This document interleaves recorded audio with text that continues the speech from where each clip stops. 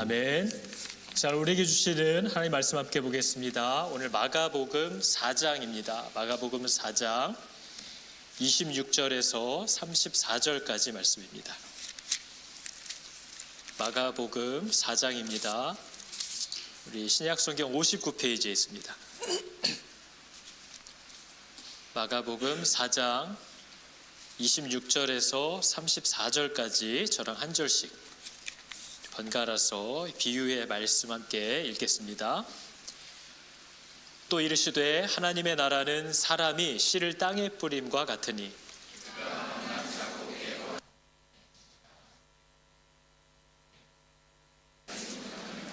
땅이 스스로 열매를 맺되 처음에는 싹이요 그 다음에는 이삭이요 그 다음에는 이삭의 충실한 곡식이라.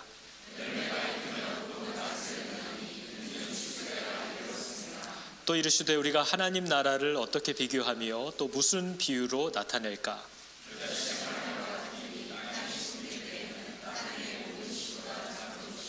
심긴 후에는 자라서 모든 풀보다 커지며 큰 가지를 내나니 공중의 새들이 그 그늘에 깃들일 만큼 되느니라.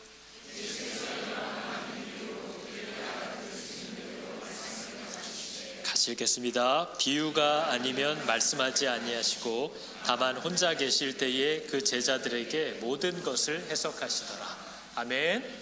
자, 여러분, 우리가 어제까지 씨 뿌리는 자의 비유를 듣고 그게 무슨 내용인지를 설명을 들었고요. 오늘은 그 뿌려진 씨가 어떻게 자라는지에 대한 비유와 그게 얼마나 작은 씨인데 얼마나 큰 결과를 나타내는지에 대한 비유를 오늘 드시는 겁니다.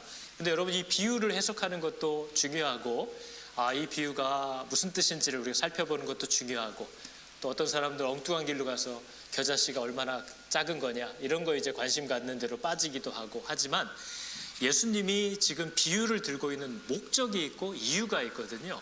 그걸 굉장히 반복적으로 얘기합니다. 전부 하나님 나라를 내가 어떻게 얘기를 해줘야 얘네들이 이해할 수 있을까? 이게 지금 예수님의 초점이에요. 그래서 오늘 고민하시는 게 이렇게 되어 있는 거죠.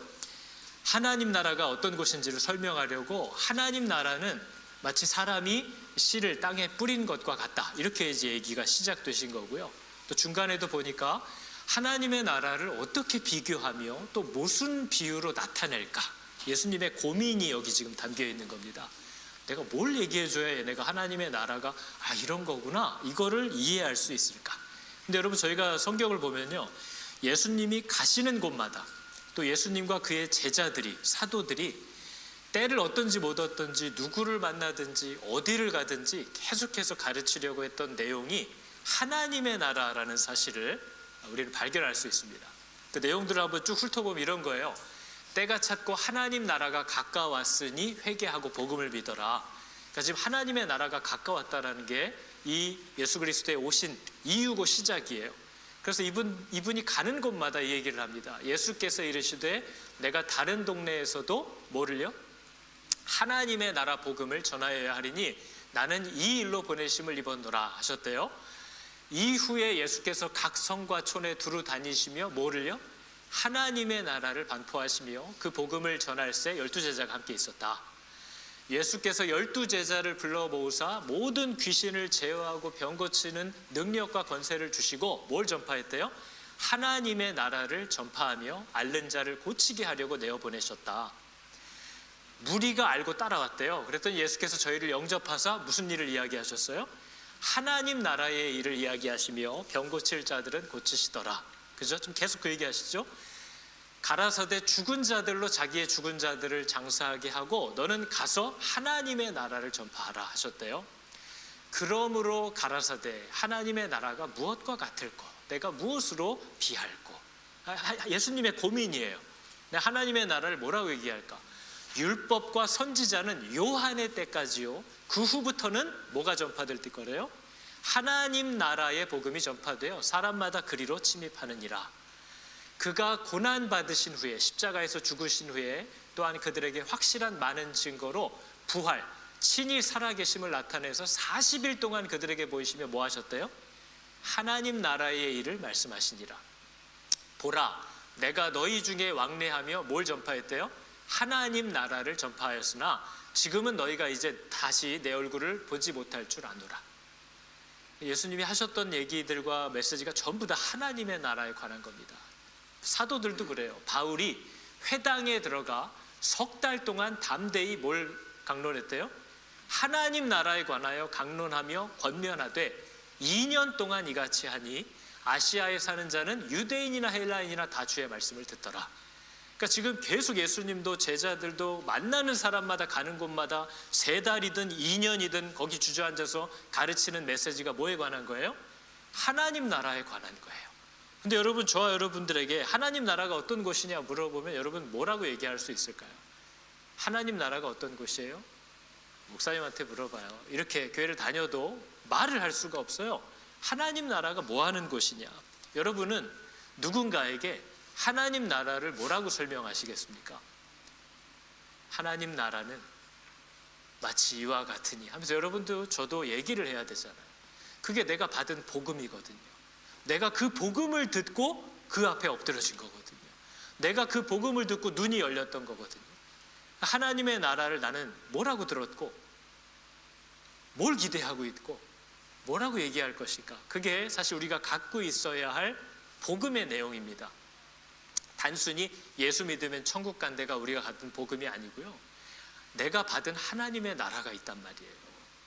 아마 우리 중에 그걸 못 들었다면 교회가 바른 복음을 전하지 못한 것이고, 교회가 바른 복음을 전했는데 여러분이 못 들었다면 이제는 들어야 할 때라는 것을 여러분 기억하시기 바랍니다. 하나님의 나라가 복음의 핵심이에요. 그걸 얘기하려고 한 거죠. 하나님의 나라가 뭐냐 물어보면 교회 다니는 분들도 대부분 다 저 세상으로 알고 있습니다. 하나님의 나라가 뭐예요? 죽으면 가는 것, 죽어야 가는 것, 요단강 건너가 만나는 것, 그게 하나님 나라예요. 근데 성경이, 예수님이, 사도들이 가르쳐준 하나님의 나라는요, 그 개념과 좀 달라요. 우리는 이걸 배울 필요가 있는 거죠. 성경이 우리에게 가르쳐준 하나님의 나라는요, 이미 많이 들어보셨을 거예요. 하나님의 다스림이 임하는 곳이 그 어디나 하늘나라예요. 하나님이 통치하실 수 있는 곳, 거기가 하나님의 나라예요. 우리가 대한항공 비행기를 타면요, 뉴질랜드 상공을 날아갈지라도 그 안에서 일어나는 일들에 대하여 대한민국 법에 적용을 받습니다. 왜냐하면 그 비행기 안은 한국이기 때문에 그래요. 그죠? 그래서 그 비행기가 어느 나라를 지나가든 거기는 대한민국의 법이 영향을 미치는 곳이에요. 우리가 외국에 이슬람 나라에 있을지라도 대한민국 대사관으로 들어가면, 그 땅에 있을지라도 거기는 대한민국의 통치를 받는 곳이에요. 거기는 대한민국 땅이에요. 마찬가지로 성경이 우리에게 가르쳐준 하나님의 나라는 이 하나님을 모르는 세상 속에서 믿는 우리들이 그 왕의 통치를 다시 받기 시작할 때에 그 사람 주변에는 이미 하나님의 나라가 임했다는 거예요. 믿지 않는 가족 가운데 믿는 사람이 하나님의 뜻대로 순종하기 시작할 때 그 가정에는 하나님의 나라가 이미 임하기 시작했고, 믿지 않는 세상에서 내가 살고 있지만 그 세상에서 하나님의 뜻대로 살아가려고 순종하고 애쓸 때 그 회사에, 그 땅에, 그 지역에 하나님의 나라가 이미 시작되고 있다는 거죠. 그래서 여러분, 믿는 자들이 하나님의 뜻대로 순종하고 그분의 통치와 다스림을 받으려고 애쓸 때마다, 결단할 때마다, 순종할 때마다 그 사람 주변에 이미 하나님의 나라가 임했다는 것이 성경이 말하는 하나님 나라의 개념이에요. 그런데 불완전하죠. 국지적이잖아요. 여기저기서 중구난방으로 미세하게 일어나고 있어요. 근데 하나님은 이 나라가 우리가 죽어서 올라가는 것이 아니고요, 그 하나님의 다스림과 통치가 물이 바다를 덮음과 같이 바늘 하나 들어갈 빈틈이 없는 온 땅을 가득 메우는 그 날이 이 망가진 피조 세상에 덮치듯이 임하는 날이 올 거라고 얘기하시는 겁니다. 그날 모든 것이 회복되는 역사가 일어나고 우리의 그 작은, 우리를 통해서 이 땅에 여기저기 임했던 하나님의 나라가 완전히 완성되는 그런 개념의 천국이 시작될 것을 얘기하고 있는 거죠.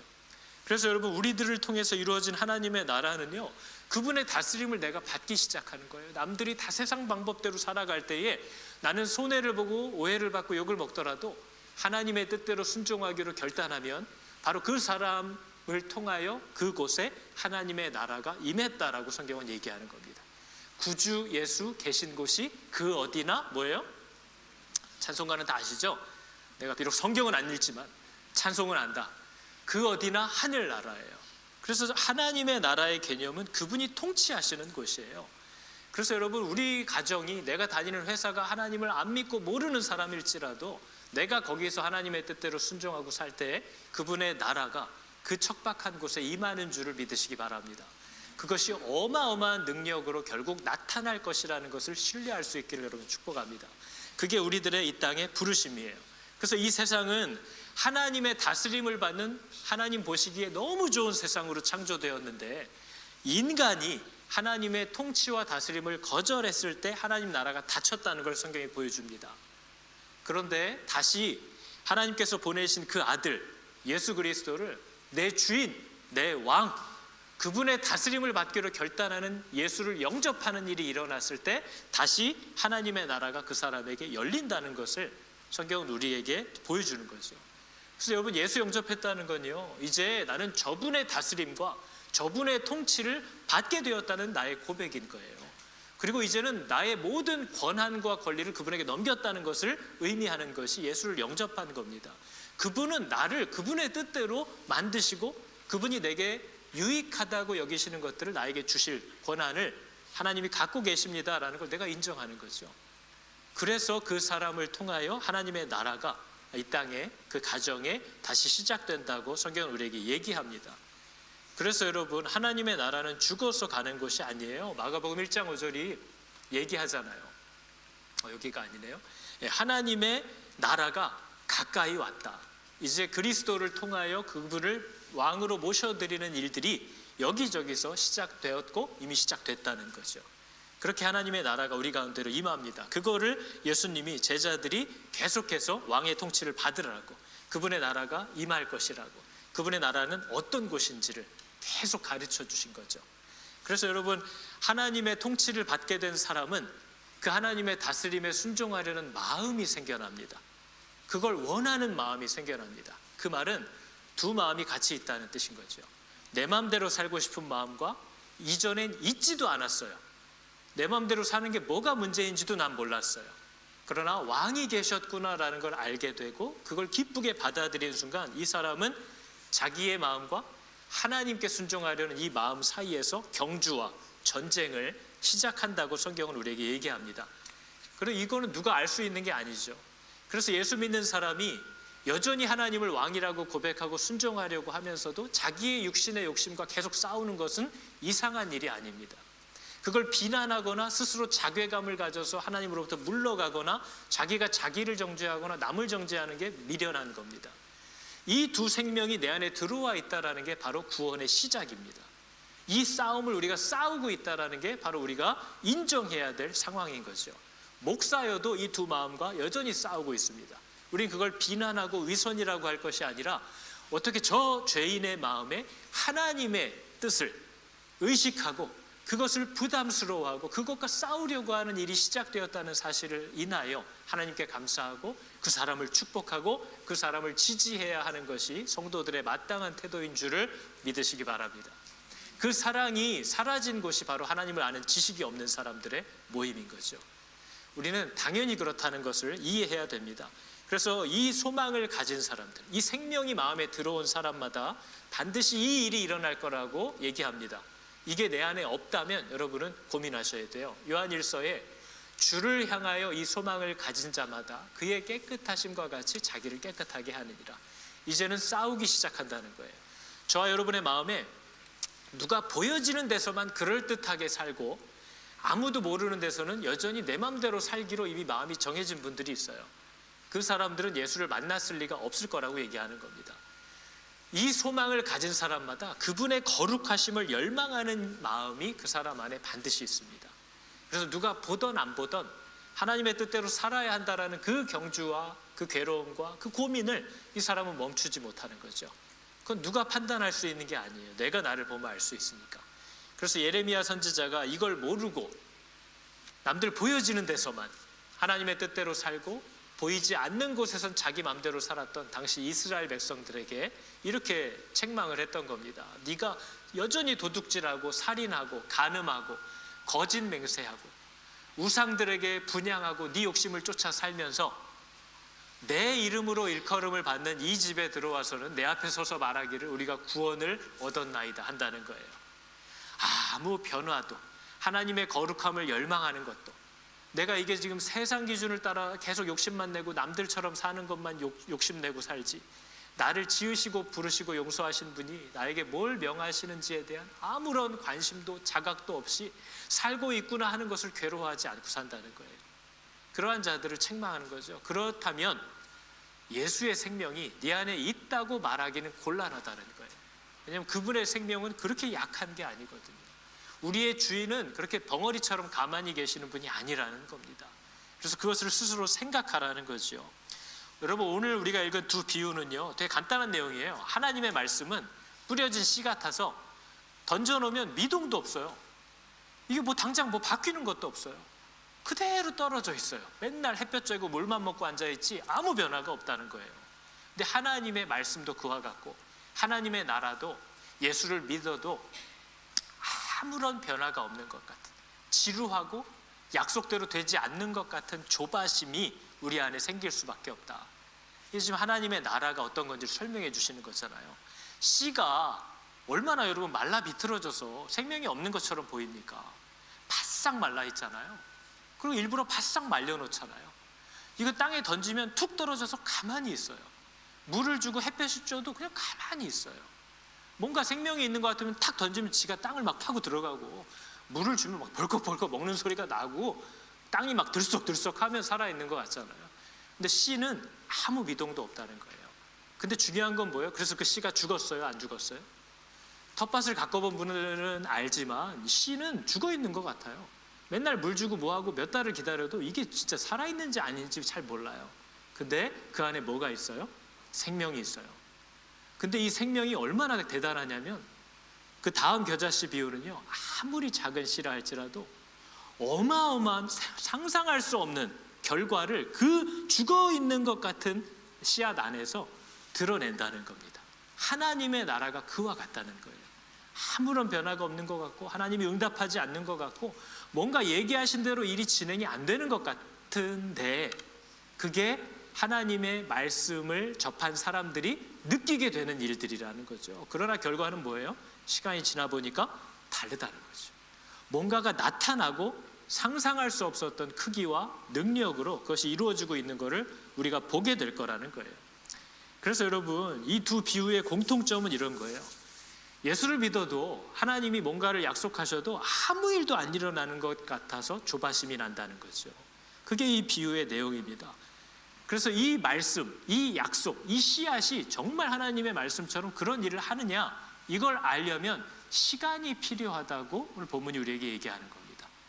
시간이, 믿음이 심기어지면요, 믿음이 자라기 위해서는 시간이 필요하다는 거예요.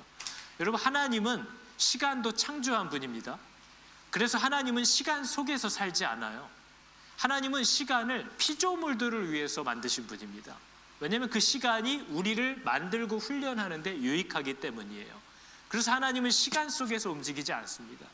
그래서 엄밀히 말하면 하나님은 저희들의 과거와 현재와 미래를 그냥 현재로 보고 계시는 분이에요.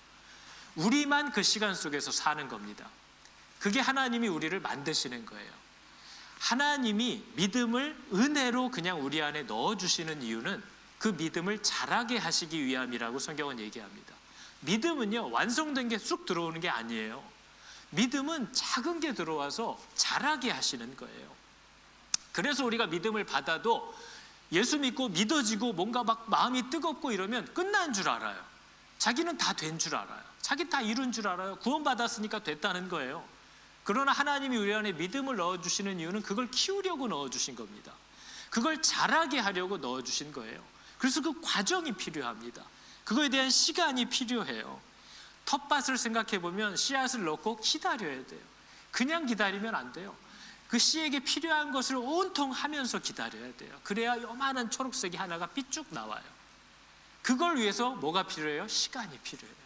아이도요, 아이가 태어나면 설거지부터 했으면 좋겠어요. 아무것도 못해요. 아이가 태어나면 사람 구실할 때까지 시간을 필요로 해요. 많은 투자가 필요해요. 그 아이가 자라게 하는데 모든 것들이 필요하다는 걸 알게 된다는 거죠. 하나님이 우리 안에 믿음을 주셨습니다. 제가 믿음을 받았을 때 어떻게 이런 마음이 내 안에 들어왔을까가 너무 신기했어요. 하나님을 몰랐는데 그분을 사랑하게 되는 마음이, 그분이 도대체 누구라고 아직 제대로 다 알지도 못하는데 그분하고 같이 살고 싶고 저분 뜻대로 살고 싶다라는 신뢰가 내 안에 심겨졌다는 거죠. 그런데 그것이 자라게 하기 위하여 하나님의 돌봄을 계속 받아야 한다는 걸 우리가 잊으면 안 된다는 거예요. 그래서 하나님은 이 믿음을 자라게 하기 위하여 필요한 모든 걸 공급하시는 분입니다. 그래서 여러분, 우리가 지난 비유를 보니까 이 세상은 들판이에요? 아니면 하나님이 가꾸시는 텃밭이에요? 저는 길가나 덤불숲이나 이런 데는 길가인 줄 알았어요. 하나님이 좋은 땅만 만들어 놓고 쓰시는 텃밭인 줄 알았어요. 근데 보니까 하나님이 모든 곳에 씨를 뿌리고 계세요. 그게 뭐예요? 이 세상은 누구 거라는 거예요? 이 세상은 다 하나님의 밭이라는 거예요. 그게 여러분 우리에게 주는 능력이 뭡니까? 우리도요, 주인이 없는 곳에서는, 들판에서는요, 빨리 자라는 게 이기는 거예요. 빨리 자라서 해를 먼저 받아야 되고 물을 지가 받아 먹어야 살아요. 늦게 자라면 해를 못 받고 물을 못 먹어서 죽어요. 세상에서는, 주인이 없는 곳에서는 누가 빨리 힘있게 자라느냐가 생존의 조건이에요. 근데 밭은 달라요. 밭은 아무리 잘 자라도 주인이 심은 게 아니면 뽑혀요. 밭은 아무리 약해도요, 아무리 느려도 그게 주인이 심은 거면 주인이 돌봐요. 주인이 필요를 공급해요. 그게 들판과 밭의 차이예요. 이 세상은 밭이에요, 들판이에요? 이 세상은 주인이 없는 곳이에요, 주인이 있는 곳이에요? 이것을 믿는 믿음이 우리에게 뭘 가져다 주느냐? 세상에서 도태될까 봐, 세상에서 먹고 못 살까 봐, 세상에서 밀려날까 봐 세상 방식대로 살 필요가 없고, 하나님이 나를 부르시고 심으신 그 목적과 이유대로 하나님의 뜻대로 살면 누가 보존된다는 거예요? 내가 보존된다는 거예요. 그러나 주인이 계시다는 걸 믿지 못할 때 우리는 이 땅에서 내 힘으로 살아남기 위해서 세상 방식대로 사는 일들을 한다는 겁니다. 그러나 하나님은 우리를 심으셨기 때문에 돌봐요. 그러나 또 다른 비유가 보여주는 게 뭐였어요? 내가 아무리 심었어도 네가 열매를 맺지 못하면 예수님이 어떻게 하신대요? 처음에는 두루 파고 걸음을 더 주고 살펴준대요. 왜요? 당신이 심으신 거니까요. 근데 그래도 마지막까지 열매를 맺지 않으면 어떻게 한대요? 찍어버리시겠다고 하셨어요. 그러니까 하나님이 심은 게 아니시거나 하나님이 심으셨는데 기대하는 열매 맺는 삶을 살지 않거나, 그러면 그 밭에선 살 수 없다는 거예요. 그러나 아무리 약하고 아무리 더디고 아무리 고추 모종이라고 심어놨더니 달랑 2개 달려서 먹었어요. 그래도 그건 주인이 돌봐요. 주인의 뜻에 합당한 열매를 맺으려고 하면 주인이 돌본다는 사실을 여러분 믿으실 때 여러분에게 갖고 있던 그 불안이 사라질 줄을 믿습니다. 하나님의 뜻대로 사는 것이 성도의 유일한 능력인 줄을 믿으시기 바랍니다. 그게 하나님이 우리에게 주신 약속이에요. 텃밭은 주인이 있는 것이죠. 그래서 오늘 말씀을 보니까요, 시간이 필요하구나, 하나님이 시간을 통해서 우리를 키우시는구나 라는 사실을 알 수 있어요. 뭐라고 얘기해요? 땅이 스스로 열매를 맺되, 사람이 땅을 팔 수도 있고 씨를 뿌릴 수도 있고 물도 주지만요, 생명이 나오는 건 그 안에 담아두신 하나님의 능력이에요. 씨앗 안에 있는 거지 우리가 하는 게 아니에요. 땅이 스스로 열매를 맺되 처음에는 싹이에요. 열매가, 하나님의 말씀이 뿌려지자마자 열매가 뚝 떨어지는 게 아니에요. 처음에는 싹이에요. 다음에는 이삭이에요. 그 다음에는 이삭에 충실한 곡식이에요. 하나님의 모든 일에는 순서가 있어요. 단계가 있고요, 시간이 있어요. 그 안에서 우리들을 만드시고 다루어 가신다는 걸 알아요. 다음 겨자씨 비유도 그러잖아요. 하나님의 나라는 겨자씨 하나가 같아서 땅에 심길 때가 있어요. 땅에 심길 때에는 그 어떤 씨보다 작은 거예요. 그러나 심긴 후가 있어요. 자라는 시간이 있고요, 커지는 시간이 있고요, 가지를 내는 때가 있어요. 시간이 필요해요. 근데 저와 여러분은 그 하나님의 때를 잘 못 견뎌요. 약속했으면 지금 열매가 떨어져야 돼요. 근데 하나님은 우리를 만들어 가시고 우리를 키우시고 우리가 그 열매를 맺게 하시려고 우리를 기르는 분이에요. 우리가 주인 되는 게 아니에요. 하나님이 인간을 키우는 방법은 뭐예요? 시간이에요. 시간. 사람은 이걸 싫어합니다. 그래서 부부끼리도 싸우는 거예요. 지금, 나중에, 지금. 애하고도 그래서 싸우는 거예요. 왜요? 내가 주인이거든요. 나도 이게 지금 돼야 된다고 생각해요. 근데 하나님은 지금 아니래요. 그게 하나님이 시간을 통해서 우리를 다루시는 내용이에요. 하나님이 그 시간을 통해서 우리를 키워요. 그러나 사람은 그걸 싫어해요. 사람이 좋아하는 게 뭐예요? 복권 좋아해요. 왜요? 과정 없이, 결과 없이 한 방에 인생 역전. 그러면 너무 좋잖아요. 주식도 그래요. 투자도 그래요. 우리가 이 사회의 경제적인 구조를 건강하게 키우려고 좋은 기업들에게 장기적으로 투자하려고 주식을 하시나요? 내 돈 불리려고 주식하는 거죠. 일확천금을 얻으려고, 몇 배를 뻥튀기해서 받으려고. 과정을 싫어해요. 기다리는 거 싫어해요. 노력을 싫어해요. 그냥 결과가 뚝 떨어지는 걸 원해요. 그래서 요즘은 모든 게 그런 식이에요. 바로바로 돼야 돼요. 기다리면 안 돼요. 영상도 50초 넘어가면 안 봐요. 그러니 설교를 듣겠어요? 말씀도 한 문장으로 지나가야 간신히 읽지, 이걸 누가 읽어요 요새 이걸. 하나님으로부터 멀어질 수밖에 없어요. 기다릴 줄 모른다는 거죠. 그러나 하나님은 시간으로 우리를 키웁니다. 그거를 세상을 통해서도 보여주고 계세요. 모든 건 시간이 필요해요. 방학 동안 저희 아이들이 키가 크고 싶어가지고 맨날 키를 재는 거죠. 그래서 저희가 아이들한테 2주 동안 방학이니까 푹도 자고 먹는 것도 잘 먹고, 그럼 키가 분명히 커, 너희 때는 잘 커. 그랬더니 애들이 키를 하루에 3번씩 재요. 아니, 아침에 쟀는데 점심에 크겠어요? 그래서 시간이 좀 지나야 되잖아요. 근데 아침에 재고 지금 운동하고 왔으니까 아빠 키 재달래요. 가끔 저희가 재면 정확하지 않으니까 어떤 때는 또 줄어요, 키가. 금방 애가 깜짝 놀라는 거죠. 아빠 키가 줄었어. 큰일 났다고 하는 거예요. 이 조급함을 견디지 못하는 거예요. 시간이 필요해요. 이게 자랄 때까지의 시간들이 우리에게 요구되고 있다는 거죠. 하나님의 나라는 그와 같아요. 하나님은요, 우리를 시간 속에서 다루셔요. 시간은요, 주권 싸움이라서요. 내가 원하는 시간과 하나님이 정하신 시간이 있어요. 누구의 뜻이 이루어져야 되는 거예요? 그분의 뜻이 맞는 거예요. 거기에서 우리가 뭘 깨달아요? 나는 여전히 내가 왕이구나. 나는 여전히 내 맘대로 돼야 되는 사람이 맞구나. 내가 이런저런 말로 맨날 거짓말하고 숨기고 꾸미지만 내 안에 내 맘대로 해야겠다라는 그 마음이 여전히 있구나라는 걸 발견하게 하는 게 뭐예요? 시간이에요. 그래서 하나님은 뭘 가지고 사람을 길러요? 시간을 가지고 길러요. 그래서 여러분, 우리가 만나는 다양한 상황들과 사건들이 있고, 기도를 했는데 빨리 응답이 안 돼요. 바뀌는 게 없어요. 그럴 때 우리는 굉장히 좌절하고 낙심하고 하나님과 거리를 두고 삐지고 온갖 일들이 다 일어납니다. 근데 여러분, 예전에 예수님께서 제자들이 날 때부터 앞이 안 보이는 사람을 데려온 적이 있어요. 그래서 예수님, 이 사람이 이런 끔찍한 일을 당하게 된 게 이유가 뭡니까? 부모가 잘못해서 그렇습니까? 저 사람이 잘못했습니까? 그때 예수님이 이런 얘기를 해줍니다. 하나님의 영광을 위해서라는 거예요.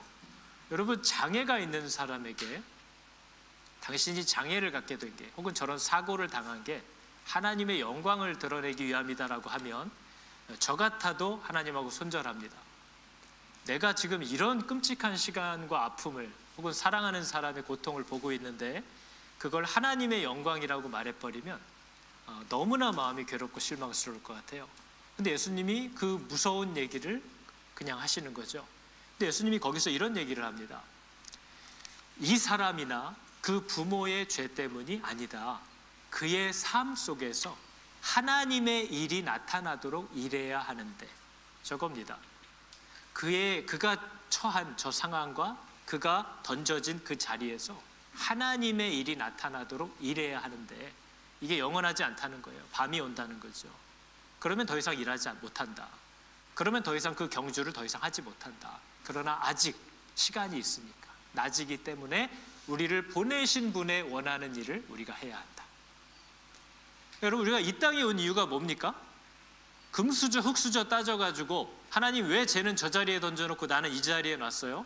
나도 저 자리에 가서 할래요 하고 내 평생의 시간을 하나님이 인도하신 자리가 아닌 다른 사람의 자리를 시기하고 비교하면서 나도 저 자리로 가겠다고 하는 걸로 내 인생을 다 허비해버립니다. 그러나 하나님이 우리들에게, 이 씨앗들에게 부탁한 것은요, 어떤 사람은 가시덤불에 던져지고요, 어떤 사람은 돌짝밭에 던져져요. 그 사람을 아시는 하나님께서 그분의 뜻을 따라 우리들을 배치하시는 거죠. 보내시는 거예요. 인도하시는 거예요. 거기서 우리 소금들에게, 우리 빛들에게 하나님이 요구하는 게 뭐예요? 우리를 던져두신 그 자리에서 이런 척박한 상황 속에서도 그리스도와 함께 사는 것이 어떻게 가능해지는지, 이 자리에서도 예수 그리스도를 붙들면 어떻게 살아갈 수 있는지를 보여주라는 거예요. 그 삶 속에서 하나님의 일이 나타나도록 일해야 하는데, 그게 예배입니다. 그게 찬양이라는 거예요. 저건 안 하고 좋아 보이는 자리로 위치 재배치하려고 그걸 위해서 시간과 돈을 평생에 낭비하고 허비하면서 살다가 여기 와서 노래 부르고 설교 듣는 게 예배가 아니라는 거예요. 여러분을 두신 자리, 여러분과 함께하게 하신 사람, 여러분이 만난 사건 속에서 하나님의 일이 나타나도록 일해야 하는 것이 우리들의 부름인 줄을 믿으시기 바랍니다. 그래서 우리가 세상에 빛인 거예요. 그래서 성경은 앞을 못 보는 사람이 예수 그리스도를 만나면 어떻게 살게 되는지를 보여주는 거예요. 그래서 성경은 무시당하는 목동이, 양치기가, 어부가, 창녀가, 세리가, 노예가 예수를 만나면 여전히 그 비천한 삶을 사는데, 예수를 만나면 그 자리에서 어떻게 아름답게 살기 시작하는지를 보여주는 게 성경의 내용이에요. 성경은 문둥병자가, 거지가, 부자가, 남편을 잃은 과부가, 부모가 없는 고아가, 자녀를 잃은 비참한 부모가 예수 그리스도를 만나면 그 비참한 시간을 어떻게 살아가기 시작하는지를 그와 같은 형편을 만난 자들에게 드러내달라고 우리를 보내는 거예요. 그래서 거기에 필요한 능력과 도움과 위로와 필요를 공급하시는 하나님의 일이 내 그 비천한 자리와 고달픈 상황 가운데 나타내도록 일해야 하는 것이 저와 여러분들의 사명인 줄을 믿으시기 바랍니다. 그것은 저주받은 것도 아니고 쟤와 나를 비교해서 내 삶이 하나님께 복받지 못한 것도 아니에요. 내가 어느 자리로 던져졌든지 간에 하나님의 뜻대로 살면서 그분의 일하심을 나타내려고 하는 삶을 산다면 그 사람은 어떤 모습, 어떤 형편에 있든지 세상의 빛이라고 성경이 얘기하는 겁니다. 그 사람이 바로 세상의 소금이라고, 짠맛이라고 얘기하는 거죠. 그래서 여러분, 저와 여러분은요, 교회를 섬기고 하나님을 섬기려고 사는 게 아니에요. 여러분, 우리가 하나님을 어떻게 섬깁니까? 우리가 그분의 몸인 이 교회를 우리가 어떻게 섬겨요? 성경은 큰 자가 작은 자를 섬기는 거라고 분명히 얘기합니다. 하나님이 우리를 섬기러 내려오신 거예요. 교회 공동체가 우리를 섬기기 위하여 하나님이 지으시고 세워져 가는 거예요. 우리가 섬기는 게 아니에요. 그래서 하나님이 우리들에게 요구하는 건 큰 자가 작은 자를 섬기는 거야. 하나님이 나를 섬기시도록 마음을 열어드리는 게 우리가 할 수 있는 유일한 예배인 줄을 아시기 바랍니다. 하나님이 나를 섬기겠다고 오신 거예요. 그러면 여러분 어떻게 해야 돼요? 그 섬김을 받는 것이 그분을 영화롭게 하는 것이라고 성경이 얘기하는 겁니다. 저와 여러분 같이 지혜롭지도 못하고 완전하지 않은 부모들도 자식에게 뭔가를 주고 싶어 해요. 그러면 그때 부모들이 원하는 건 뭐예요? 그 자식이 그걸 받았으면 좋겠어요. 그 자식이 그걸 기쁘게 받았으면 좋겠어요. 그 자식이 그걸 누렸으면 좋겠어요. 그게 부모의 영광이에요. 하나님도 우리에게 뭘 받을 게 없어요. 우리에게 기대할 게 없어요. 그러나 하나님은 우리에게 주고 싶은 게 많아요. 우리를 채우고 싶어 하세요. 우리를 자라게 하고 싶어 하세요. 그러면 하나님이 우리에게 주고 싶어 하시는 그것을 기쁘게 받아 감사하고 누리는 것이 하나님을 영화롭게 하는 것이라고 요리문답에도 나오는 겁니다. 그분이 나를 채우시는 것을 드러내는 것, 내가 그분으로 인해서만 만족할 수 있다는 것을 세상에 자랑하는 것, 그게 우리가 드리는 예배고 우리가 그분을 영화롭게 하는 유일한 길이라고 얘기하는 거예요. 근데 뭐예요? 교회마다 자기가 하나님을 위하여, 교회를 위하여 일하겠다라고 헌신하는 분들만 있지 하나님께 받겠다는 사람이 없어요. 하나님 바쁘신데, 하나님 다른 사람 저 불쌍한 저 인간이나 돌봐주세요. 저는 이제 다 커서 자기를 몰라요. 저와 여러분이 하나님께 받아야 되는 줄 믿으시기 바랍니다. 하나님께 받는 것이 교회의 일이에요. 그래야 능력이 나타나요. 씨를 던져주시면 그걸 받아야 돼요. 근데 우린 뭐예요? 뭘 이런 걸 하고 자기가 땅 파고 돌아다녀요. 생명도 없고 씨도 없으면서 자기가 땅 파고 물 주고 돌아다녀요. 씨도 없는데. 그래서 교회가 망가지는 거예요. 그래서 교회 사람이 무너지고 번아웃이 오고 시들어가는 거예요. 우리의 생명은 하나님이 주시는 걸 받아 먹는 것인 줄을 여러분 믿으시기 바랍니다. 그게 우리의 유일한 능력이에요. 그래서 오늘 말씀 마지막을 보니까 이렇게 되어 있습니다. 예수께서 이런 많은 비유로 그들이 알아들을 수 있는 대로 말씀을 가르치시되 비유가 아니면 말씀하지 않으신대요. 다만 혼자 계실 때에 누구들에게요? 그 제자들에게 모든 것을 해석하시더라. 저렇게 얘기하고 있어요. 예수님이 왜 비유로 하셨을까요? 우리 바로 그 앞절에 나오는데요. 이유가 이거였잖아요. 하나님 나라의 비밀을 너희에게는 주었으나 외인에게는 모든 것을 비유로 하나니 이는 그들로 보기는 보아도 알지 못하고 듣기는 들어도 깨닫지 못하게 하여 돌이켜 죄사함을 얻지 못하게 하려 합니다. 굉장히 강하게 얘기하셨죠.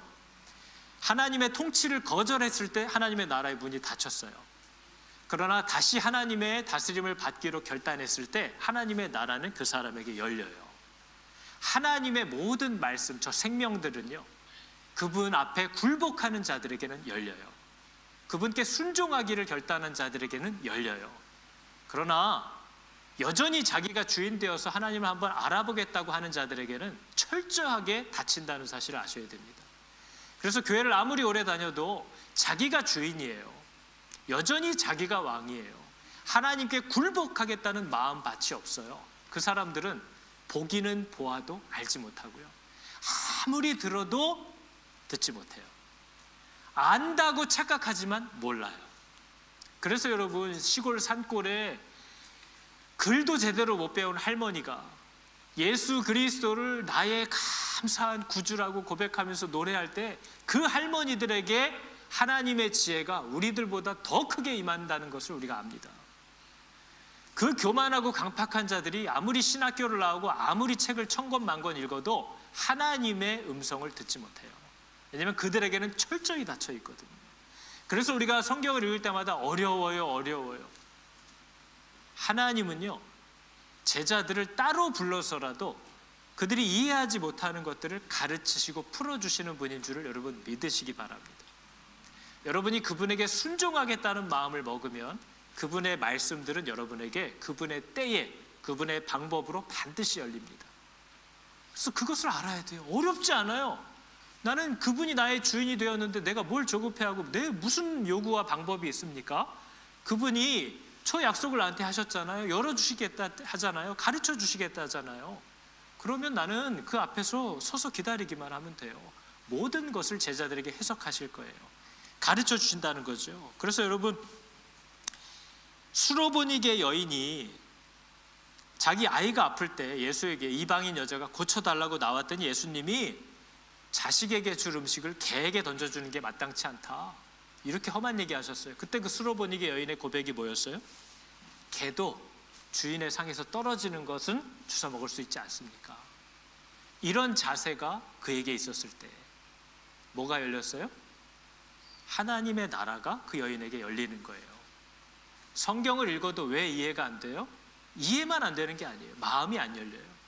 성경을 읽어도 보이지 않고 들어도 들리지 않아요. 왜 그래요? 내가 그리스도를 나의 주인으로 고백하고 그분에게 나의 전권을 드리고 그분 뜻대로 순종하며 살겠노라는 고백이 먼저 나에게 있었는지부터 확인하세요. 모든 것을 비유로 하심은 외인들과 제자들을 분리하기 위함이에요. 교회를 오래 다녔지만 나는 외인처럼 혼자 분리되어 있을 수도 있다는 사실을 아셔야 됩니다. 그러나 그분을 받아들이는 자들에게는 하나님의 나라는 언제나 열립니다. 그들에게 자상하게 가르쳐 주시는 하나님의 능력이 나타나는 거죠. 이제 월요일부터 새로운 목장을 통해서 이제 함께 합니다. 목장 안에서 다른 거 하실 필요 없어요. 말씀 앞에 나아가는 것을 독려하고 말씀을 붙잡는 서로의 모습을 드러내면서 격려하시는 장으로 사용하세요. 만나서 뭘 해야 될 줄 모르시겠거든 만나서 맛있는 거 차려놓고 같이 성경 읽으세요. 돌아가면서 말씀 읽으세요. 그리고 맛있게 드시고 서로 위로하고 격려하고 헤어지세요. 말씀 없이 만나서 말을 많이 할수록 문제가 생깁니다. 하나님 의지함 없이 하나님을 알아가는 것 없이 하나님을 중심에 두지 않고 모여서 많이 모일수록 문제가 생기고 많은 대화를 하면서 놀수록 어려움이 생겨요. 그걸 아셔야 돼요. 적어도 교회 안에서 만난 모임이라면 그 목적을 향하여, 하나님이 우리를 부르신 목적대로 나아가기 위하여 말씀 앞에서 살아가시기를 축복합니다. 하나님의 말씀이 어려운 분들이 있어요. 가끔 재직들 훈련받으면 묵상 올라올 때 이런 묵상이 꽤 왕왕 올라옵니다.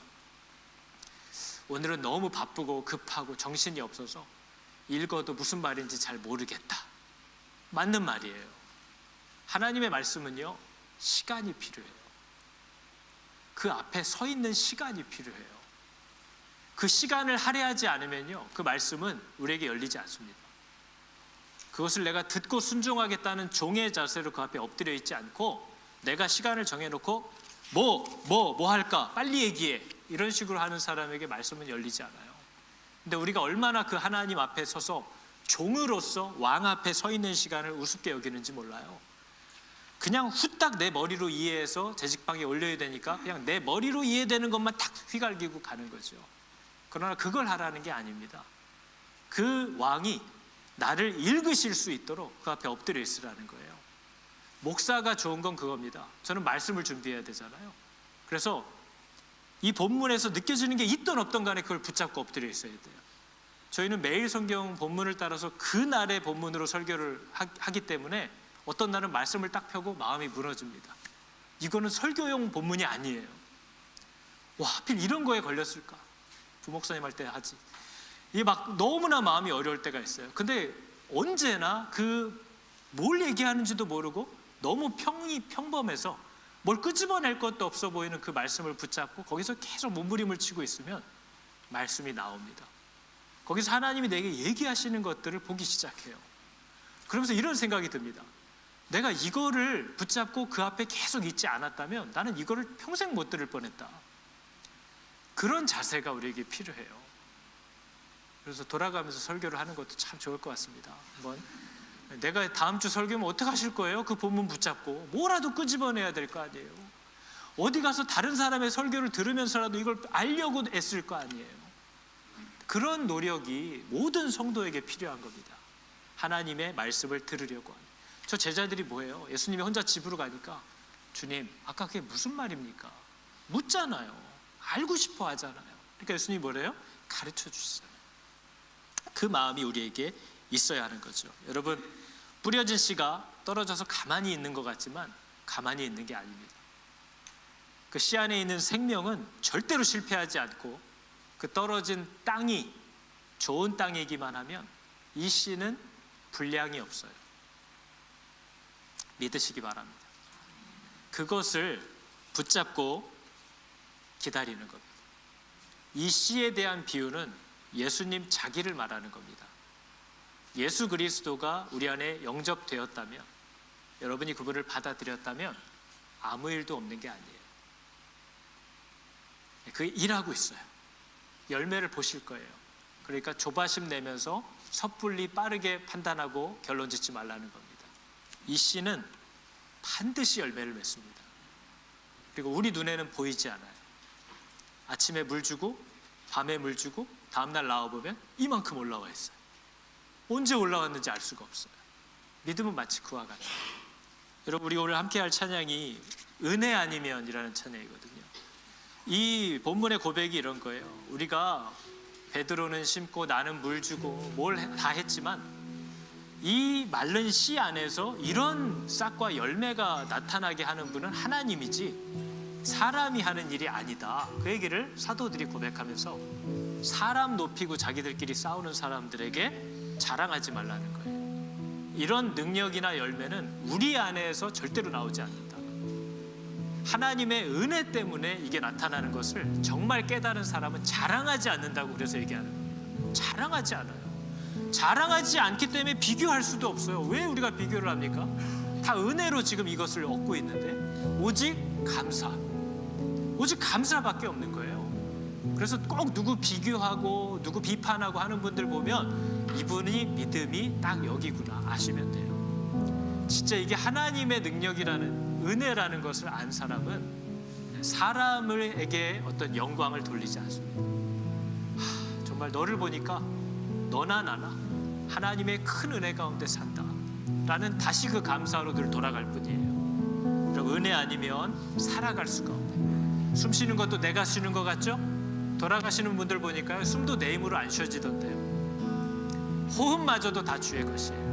세상 평안 위로 다 없어도요, 예수 그리스도 그분만 있으면 다 된다고 얘기하는 이 눈이 열리시기를 축복합니다. 그 찬양해 볼까요? 은혜 아니면 살아갈 수가 없네. 은혜 아니면 살아갈 수가 없네. 호흡마저도 다 주의 것이니 세상 평안과 위로 내게 없어도 예수,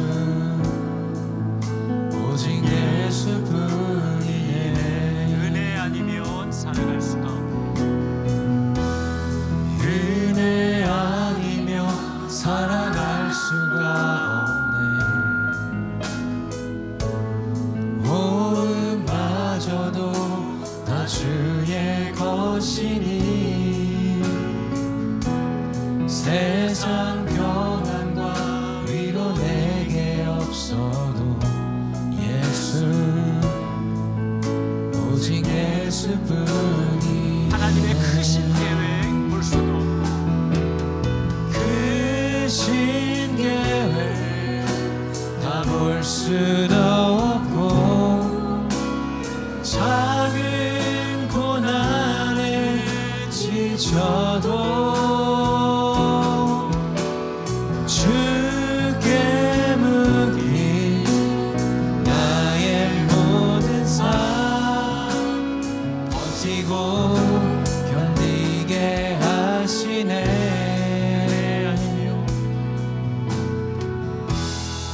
은혜 아니면 살아갈 수가 없네. 나의 모든 것 다 주께 맡기니 참된 평안과 위로 내게 주신 주 예수, 오직 예수뿐. 크신 계획 다 크신 계획 다 볼 수도 없고 작은 고난에 지쳐도 주께 묻기 나의 모든 삶 버티고 견디게 하시네.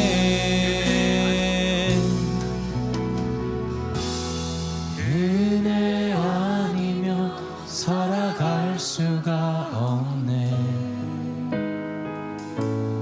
나의 모든 것 다 주께 맡기니 참된 평안과 위로 내게 주신 주 예수, 오직 예수뿐이네. 기도하겠습니다. 하나님의 나라가 세워지는 시간이 있구나.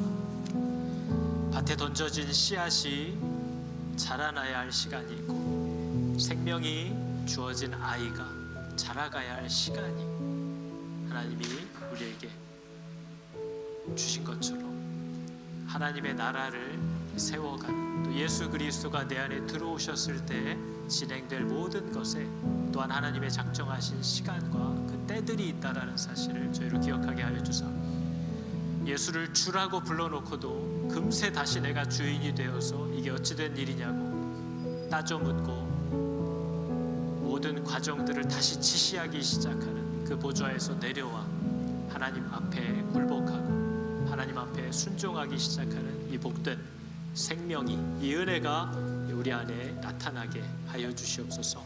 하나님 진실로 하나님이 일하시고 계시는 줄을 저희로 알게 하시고 믿게 하여 주셔서 허락하신 모든 자리에서 하나님 붙잡고 하나님이 하시는 일들을 드러내며 살아가는 예배자들 다 되게 하여 주시옵소서.